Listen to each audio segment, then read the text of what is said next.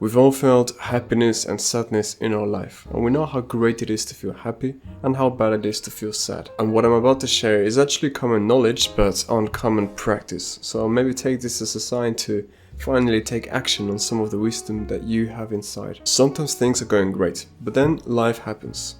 And we are sad for a few days, for a few weeks. Now, while it is very difficult to control our initial reaction to things and to never be sad even for a moment, it is possible to reduce the time that you're sad by a whole bunch. Because I don't know about you, but I've been in that pit of sadness and gloom where everything was black and white and everything was just sad. And I do not wish upon anybody to stay in that place, and I've crafted methods to snap out of it very quickly. So apply, study, write down the things that I'm about to share with you, and hopefully you won't have to go through that yourself ever again. So to illustrate things, this is what happiness looks like for most people. The stability of our happiness is held up by different factors, be it your family or your partner or your friends or your work and your work life. What this shows is that as long as things are okay with the things that we care about, that we love, everything will be fine. We may, for example, lose, $50 or something, but that's not going to bring our mood down and we're not going to be depressed about it. Why? Because our friends are fine, our family is okay, our lover still loves us and all that stuff. It's great and it's important to love these things, these people.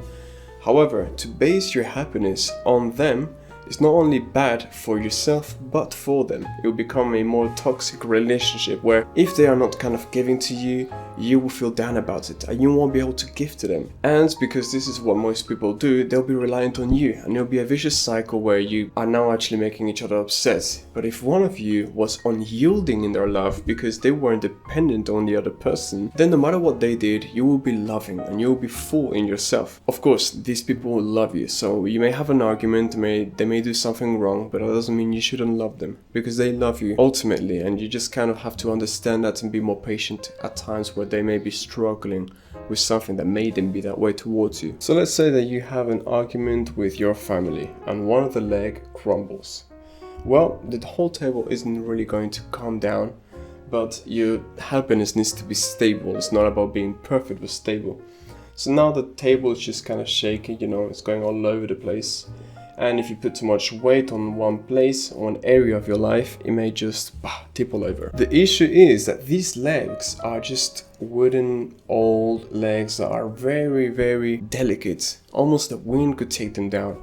Your partner may have a bad day and then comes home and is angry at you. Your friends may decide to go out without you because, you said something rude, because you were having a bad day because of your partner and your family. And of course, you're not in control of your work life, so maybe your colleagues are making it hard for you today and things are just not going right. As you can see, you're not in control of these things. And you don't want to be in control of the people that you love and you care about. So how could you transition the stability of your love into something that's more in your control, in your grasp? Well, that would be by, to put it bluntly, becoming a person more interesting.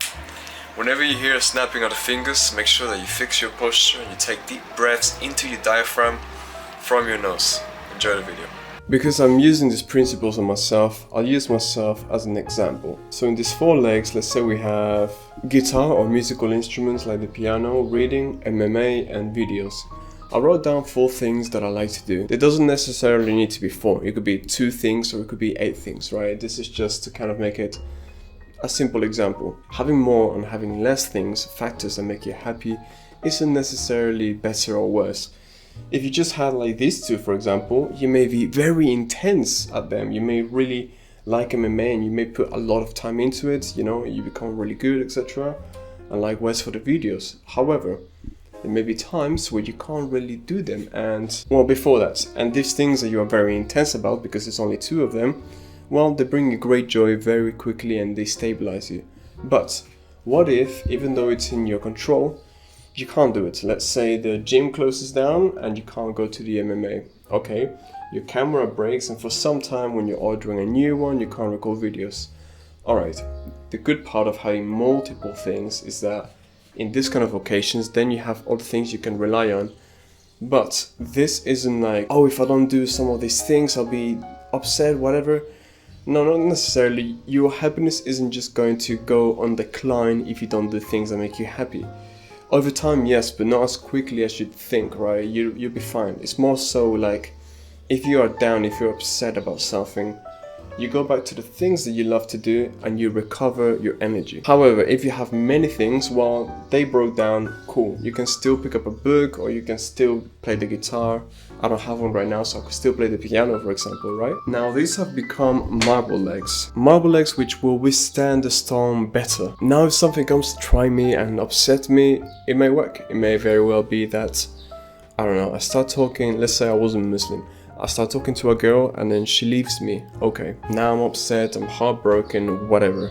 I go back to do the things that I love to do and eventually I heal myself back up.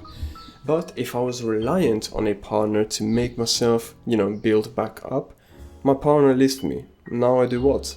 I go to my friends, maybe they are unavailable, but in other way, like I need to fulfill the partner leg, because otherwise we'll have the same situation where one corner of the table might be weaker and more susceptible to tipping over if you only have like 2 or 3 legs. If you have plenty of legs, you don't have to satisfy all of them, of course. It's like in a recent video I made an analogy about building a house with like 2-3 pillars versus building it with 30 small pillars. It was kind of a similar concept. And now you may say, well, what should I do? Because I don't have any hobbies and I'm not interested in any of those things. Well, I won't pretend that's not good enough. I mean, you're not interested in those things. There should be something you're interested in.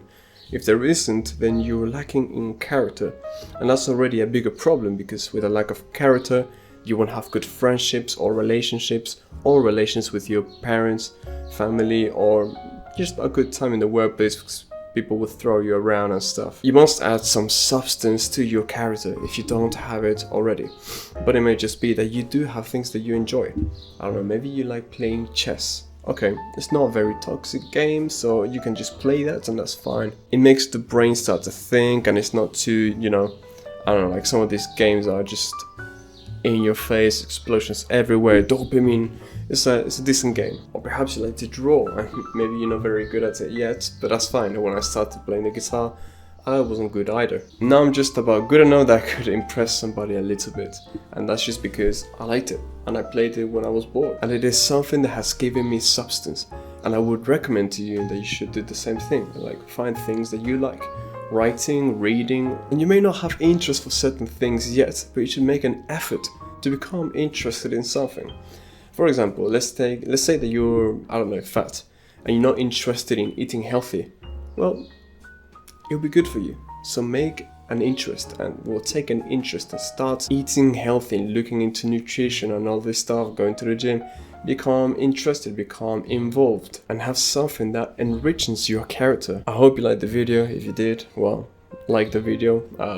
Add me on Discord, maybe we can talk in the future if you have any problems or anything like that. And I hope that you can not only find things that make you happy, but base your happiness on those things. That way you will also be better in your loving towards the things which most of us originally base our joy on, which is other people. But we can't control, and we shouldn't control if we can, other people. So it's better to find things that are for you, that make you more interesting, that make you more fun, that you like to do. And then when you are full in your own cup of loving, everything that goes over the cup and overflows, you give to other people. And it's in giving that we receive. So the process of doing that will just loop and carry on giving love, because there's not enough of it in the world. Strive to be 1% better every day, and much love.